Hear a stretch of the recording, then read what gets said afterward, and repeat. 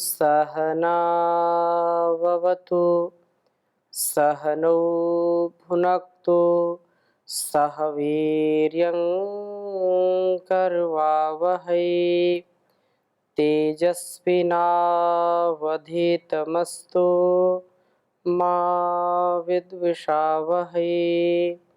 ओम शांति शांति शांति। वैदिक जीवन पद्धति की इस कक्षा में आप सभी का हार्दिक स्वागत है, अभिनंदन है।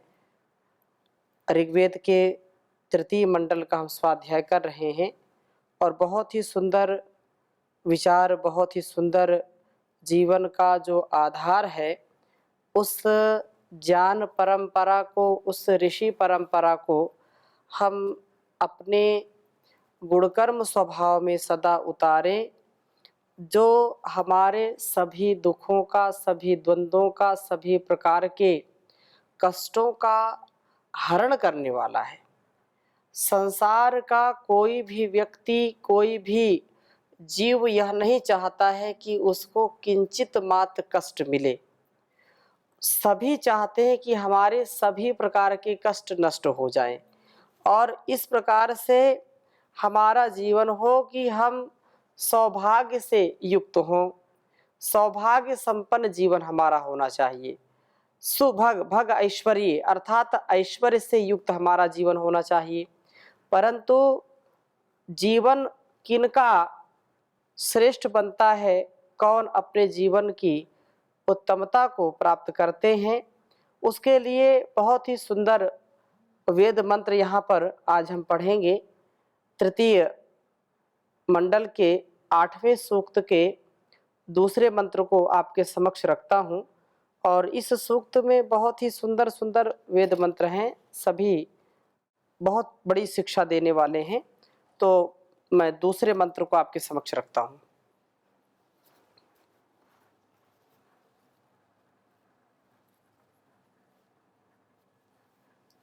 ओम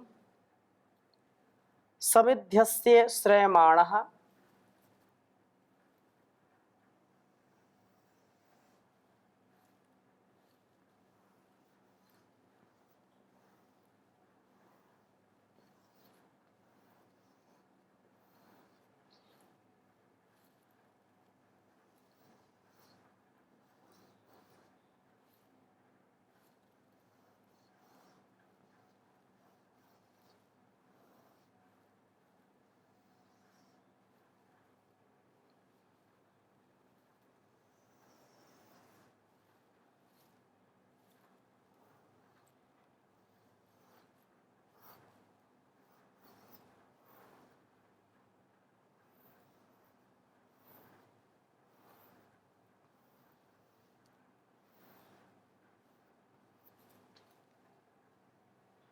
पुरस्तात् ब्रह्म।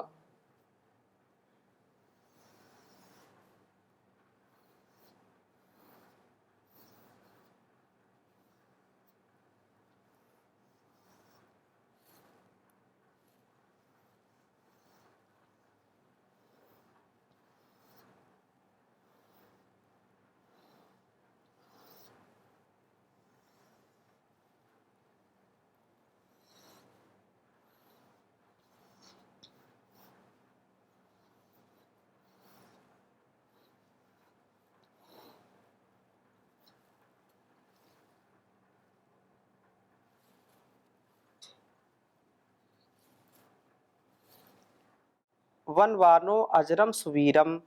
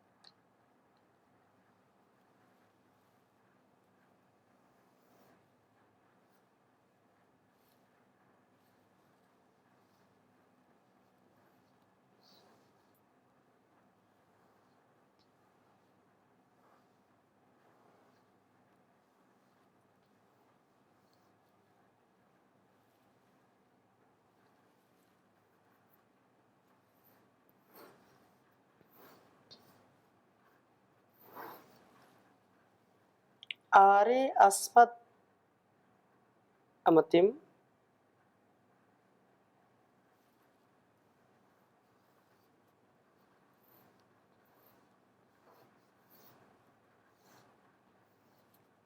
आरे अस्मदमतिम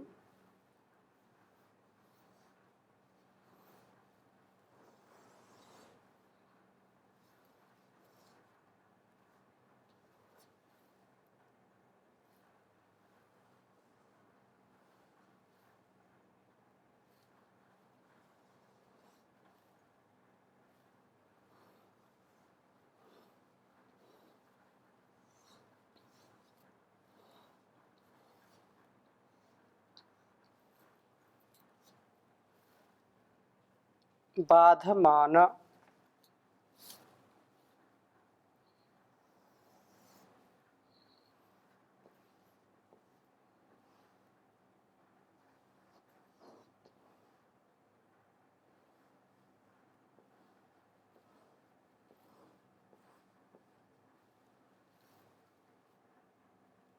उच्छ्रस्व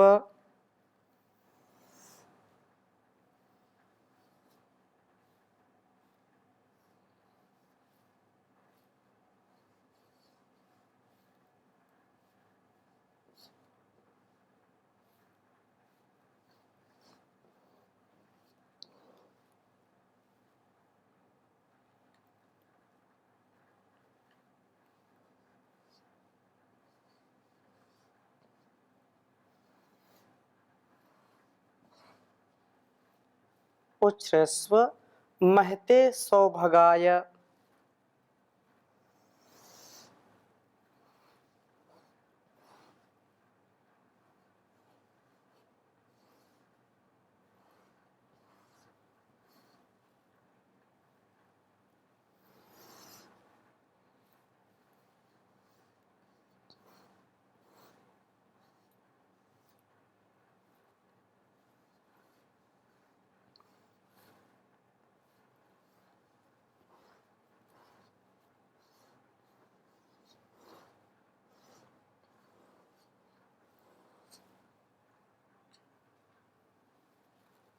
तीसरे मंडल के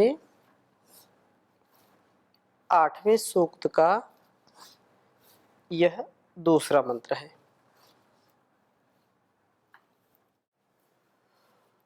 ओम समिध्यस्य श्रयमाणः पुरस्तात् ब्रह्मवन्वानो अजरम सुवीरम आरे अस्मद्दमतिं बाधमाना उच्छ्रस्व महते सौभगाय। ओम समिध्यस्य श्रयमाणः पुरस्तात् ब्रह्मवन्वानो अजरम सुवीरम आरे अस्मद्दमतिं बाधमाना उच्छ्रस्व महते सौभगाय। बहुत ही सौभाग्य और उत्तम जीवन जीने की कामना हमारी होनी चाहिए। सौभाग्य से परिपूर्ण जीवन हो तो कहा समिद्धस्य श्रयमाणः, ज्ञान से दीप्त पुरुष के पुरस्तात् सामने श्रयमाणः वर्तमान होते हुए अर्थात पृथ्वी अंतरिक्ष व द्युलोक समिधाओं के रूप में, द्युलोक रूप जो समिधाओं से अपनी ज्ञानाग्नि को समिद्ध करने वाला, इन लोकों में स्थित सब पदार्थों की रचना के अंदर आपकी महिमा को देखने वाला पुरुष आपको सर्वत्र अनुभव करता है। हमारा सौभाग्य कब उदित होता है, हम वास्तव में ऐश्वर्यशाली कब होते हैं, जब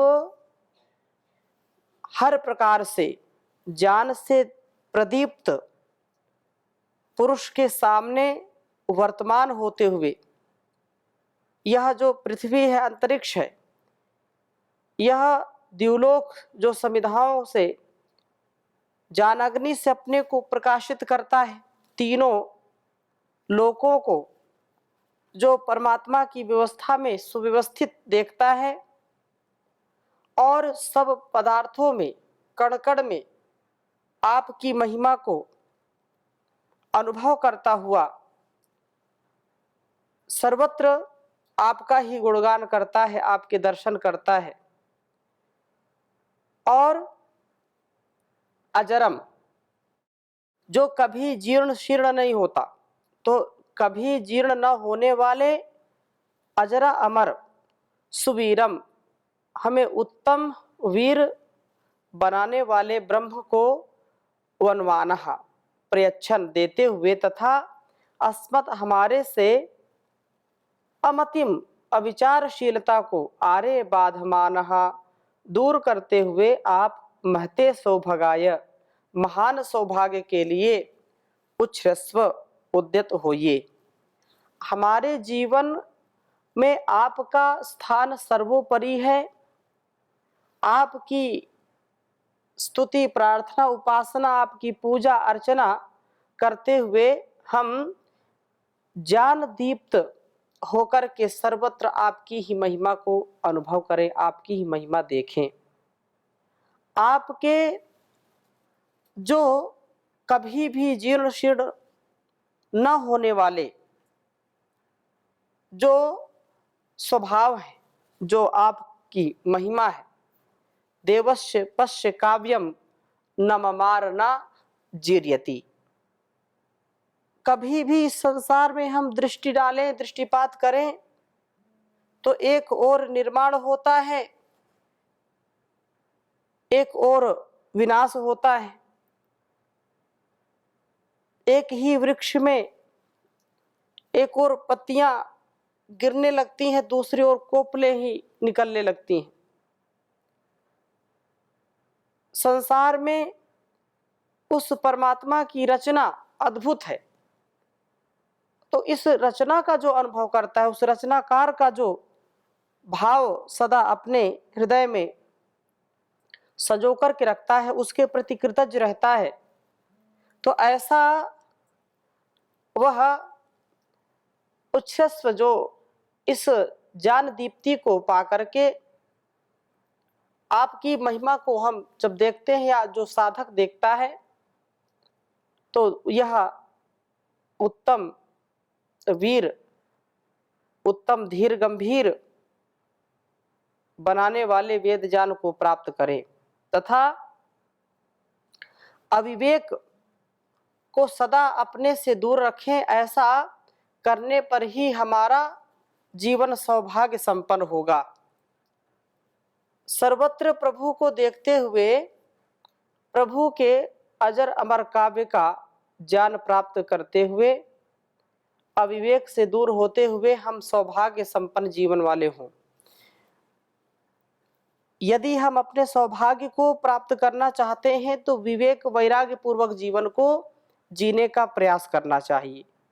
जब विवेक और वैराग्य से युक्त हमारा जीवन होगा तो हम सदा उसका ही भाव अपने मन में रखेंगे और युक्त चेष्टता द्वारा प्रभु का ज्ञान हमारे अंदर स्थापित होगा। इसी भाव को तृतीय मंत्र में भी कहा है, युक्त चेष्टता द्वारा प्रभु का ज्ञान, क्योंकि ज्ञान विहीन सर्वमतेन भजति न मुक्तिम जन्मशतेन। कोई कितना भी पुरुषार्थ कर ले, जब तक ज्ञान पूर्वक अपने कर्मों को नहीं करता है, शुद्ध ज्ञान, शुद्ध कर्म, शुद्ध उपासना, तब तक कभी भी उसका कल्याण नहीं हो सकता है।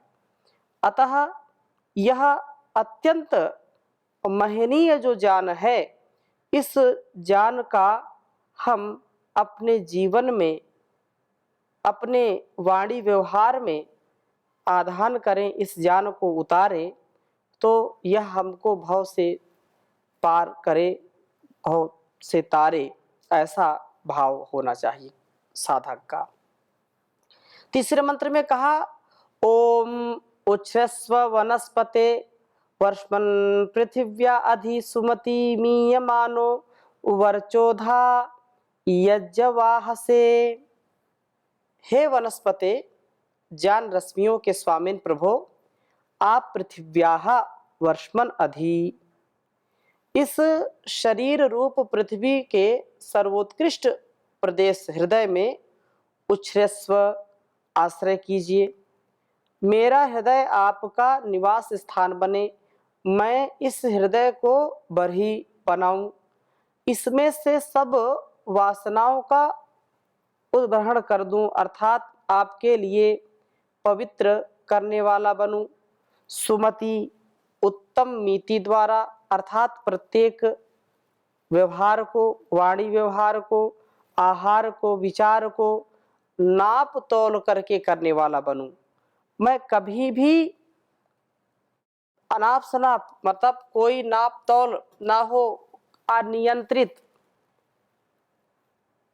कार्य व्यवहार कभी ना करूं, नियंत्रण में रह करके करूं, अपनी इंद्रियों पर पूरा नियंत्रण हो मेरा, ऐसा मैं व्यवहार कर पाऊं।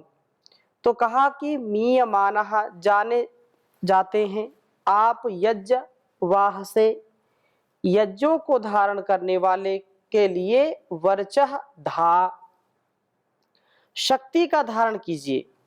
मैं खान पान, सोने जागने, उठने बैठने आदि सब कर्मों में युक्त चेष्ट बनूं तथा जीवन को यज्ञमय बनाऊं, और इस प्रकार से शक्ति प्राप्त करके अपने जीवन और इस जगत का सदा उद्धार कर पाऊं, कल्याण कर पाऊं, ऐसा मुझको बनाइए प्रभु आप। और हमारे हृदयों में प्रभु का निवास तब होता है जब हम हृदयों को पवित्र बनाते हैं। बिल्कुल सत्य बात है कि जब तक हमारा हृदय पवित्रता से, शुचिता से युक्त नहीं होगा, तब तक हमारा कभी भी कल्याण नहीं हो सकता है। एक एक कार्य को, एक एक उत्तरदायित्व को हम यदि सुंदरता से, परिपूर्णता से करते हैं, पवित्रता, शुचिता और निष्कलंक, निष्पाप होकर के, निर्द्वंद्व, निरहंकार होकर के करते हैं, तो उसका लाभ पूरे समष्टि को होता है। और पवित्र जिनका हृदय है, उनके हृदय में उस परमात्मा का वास होता है। सब कर्मों में युक्त चेष्ट होते हैं। युक्ताहार विहारस्य युक्त कर्म चेष्ट कर्मसु युक्त स्वप्नावबोधस्य योगो भवति दुःखा।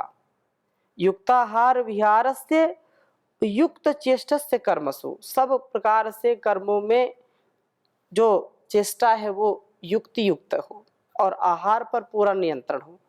और ऐसा जब योग में स्वभाव होता है तो योगो भवति दुःखा, योग दुखों का विनाश करने वाला है, दुखों का नाश करने वाला है।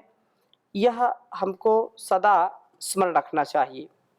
यज्ञमय जीवन वाले बनते हैं, ये प्रभु हमें वर्चस्व प्राप्त कराते हैं, हमको वर्चस्वी बनाते हैं। हर प्रकार से अपने जीवन और इस जगत की हम सफलता के लिए सदा आगे बढ़ते रहें, क्योंकि प्रभु की यह जो महिमा है, जो चारों ओर समाई हुई है, हर जगह प्रभु का ही गुणगान होता है, प्रभु का ही सर्वत्र मान होता है। तो ऐसा ज्ञान, ऐसा यह स्वभाव व्यक्ति के व्यक्तित्व को, कृतित्व को, उसके साधना को और उसके साधन को सफल बनाता है। हम जो भी उपासना, उपवास है, व्रत है, जो भी अनुष्ठान करते हैं, जो आराधना करते हैं, वह कभी भी निष्फल नहीं होते, सदा फलदायी होते हैं। चाहे शुभ विचार करें या अशुभ विचार करें, चाहे धर्म की ओर प्रवृत्त हो या अधर्म की ओर प्रवृत्त हो, हमारे द्वारा जो भी भाव आता है मन में, वाणी में या शरीर में, जो भी कार्य हम करते हैं, उसका परिणाम तो हमको भोगना ही पड़ता है, उसका परिणाम हमको उठाना ही पड़ता है। इसलिए हम वह करें जो इस जीवन के लिए, मनुष्य जाति के लिए कल्याणकारी है। क्योंकि मनुष्य केवल अपने लिए ही नहीं जीता है, मनुष्य का स्वभाव है कि वह स्वयं अपने आत्म कल्याण से राष्ट्र कल्याण, विश्व कल्याण करे। आत्मनो मोक्षार्थम जगत हिताय च, संसार की जो स्वाभाविक सेवा है, जो हमारे अंदर निस्वार्थ सेवा है, निष्काम सेवा है, उसको करने वाला व्यक्ति सदा आनंद में रहता हुआ जीवन को जीता है। और ये हम समष्टि को भी देखें, यदि हम वनस्पति या जीव जगत को देखें, जड़ से चेतन तक जो कुछ भी परमात्मा के द्वारा निर्मित है, वह दूसरों की भलाई के लिए है, दूसरों के उत्कर्ष के लिए है। हम भी ऐसे परोपकारी बने, सबके साथ सबका कल्याण करने वाले बने। इसलिए यह प्रकृति भी हमको बहुत कुछ सिखाती है, बहुत कुछ हमको समझाती है, बतलाती है। ये हमारे लिए गुरु का कार्य करती है। इसलिए कवि ने बहुत सुंदर लिखा है, फूलों से तुम हंसना सीखो और भंवरों से गाना, वृक्षों की डाली से सीखो फल आए झुक जाना जी, फल आए झुक जाना। सूरज की किरणों से सीखो जगना और जगाना, मेहंदी के पत्तों से सीखो घिस कर रंग चढ़ाना जी, पिस कर रंग चढ़ाना।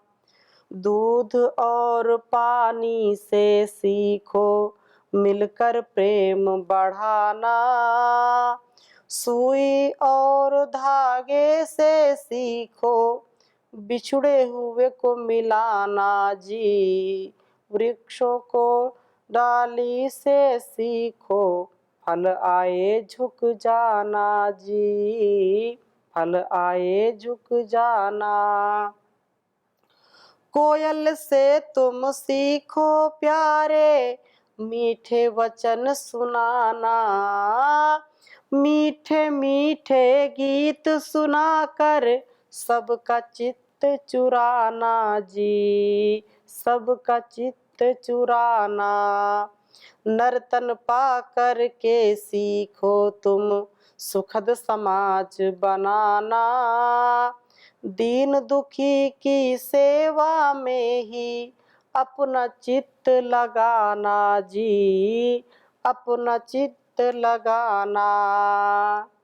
झूठ कपट को प्यारे त्यागो, झूठ कपट को त्यागो प्यारे, सतमार्ग पर चलना, कहे तैसी सीखो प्यारे, इन्हीं पदों को गाना जी। फूलों से तुम हंसना सीखो, भंवरों से तुम गाना, वृक्षों की डाली से सीखो फल आए झुक जाना जी, फल आए झुक जाना।